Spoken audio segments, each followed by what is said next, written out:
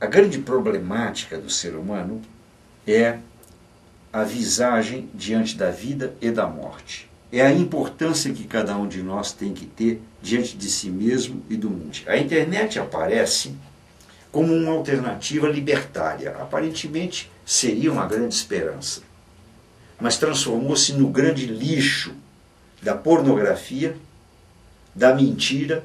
Quanto mais o indivíduo é infantil, mais ele é produtivo, mais ele é interessante. Ele compra mais, ele pensa menos, ele age mais, ele vive menos. Agora, beber cerveja transformou-se num sinônimo de sensualidade e de virilidade. É exatamente a desimportância que a cultura contemporânea deu ao ser humano que nos levou a esse impasse. Nós estamos num momento de impasse. O próprio eleitor é um consumidor. É um sujeito que vai votar em alguém fingindo que acredita no que o candidato promete. Ele não acredita. E a massa funciona muito de acordo com estímulos de instantaneidade e simultaneidade. A massa pensa pouco, a massa atua muito, a massa responde demais. A razão é sacrificada em nome da paixão. Se o voto é um direito, não pode ser uma obrigatoriedade. Você é tratado ainda como se estivesse na senzala. Se existe um produto hoje que pode ser considerado um dos produtos mais disseminados no uso pelo jovem, é a maconha. Qualquer cretino sabe disso. Mas a sociedade finge que isto não é real e não é verdade. O PCC resolveu sequestrar jornalistas para passar informação, repetindo exatamente o que acontecia anos atrás, na época da ditadura. Ou seja, a manipulação do pensamento é que vai pautando o comportamento, vai pautando a conduta. Cada um de nós, se não tomar cuidado, vai se reger segundo a opinião, a atitude, a vontade, a decisão das grandes corporações que controlam. Não existe mais cidadão. Isso é uma mentira. O cidadão acabou. Existe o consumidor. Quando você preenche um convênio médico, você é chamado vida. Eles dizem assim, quantas vidas o seu corretor fez?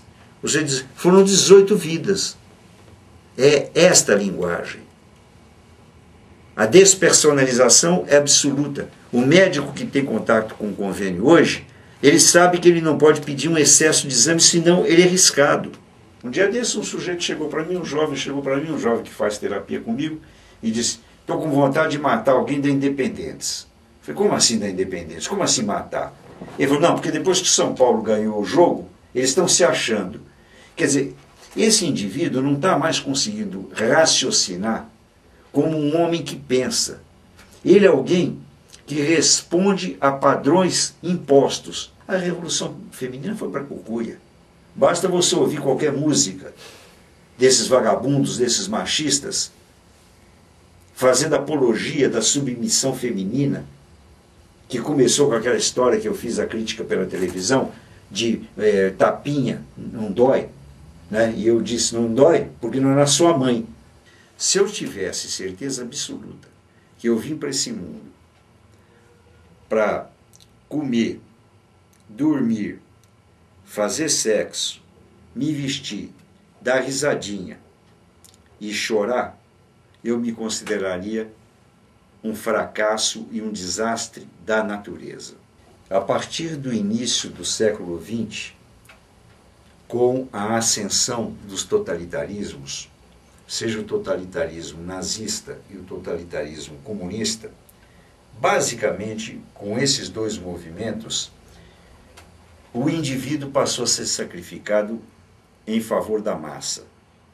A grande tragédia do jovem hoje é a falta de esperança, porque ele é ameaçado por vários ângulos. Ele vive permanentemente sob ameaça de não ter emprego, e se tiver emprego, ganhar muito pouco para ser um escravo que corresponda exatamente às ordens do patrão, do senhor. Tem um programa, inclusive, um programa chamado Aprendiz. É um programa fascista. Esse programa é fascista. Fica um sujeito decidindo, de maneira imperial, humilhante, o que aliás se repete em porção de outros programas de rádio e de televisão, na mídia escrita. E quando aparece, inclusive, alguém pretendendo contestar, até este contestador acaba entrando no jogo de certa maneira, sendo cooptado. Um dia desse me aparece um pai aqui, com uma avaliação feita por neurologista, psiquiatra, dizendo que o menino tinha problema.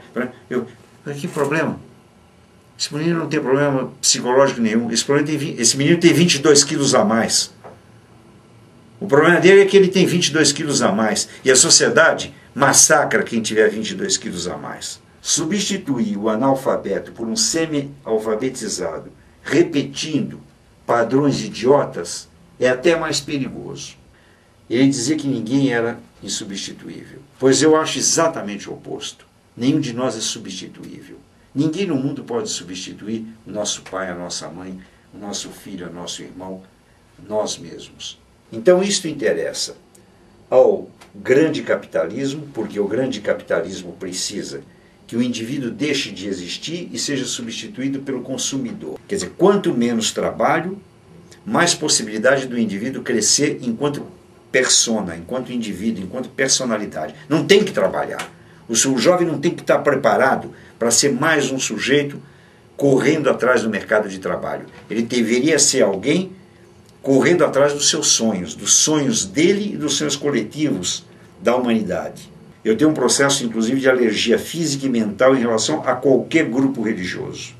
Porque eu acho que se trata da industrialização do desespero do ser humano diante da vulnerabilidade, da nossa fragilidade, do nosso medo de perdermos esse senso de importância e cairmos no anonimato. Nós temos que transformar a cultura num instrumental de libertação, através da qual indivíduos livres decidam o seu destino. Nosso destino não pode ser resolvido por partidos políticos, nem por nenhum grupo. Qualquer cretino sabe disso.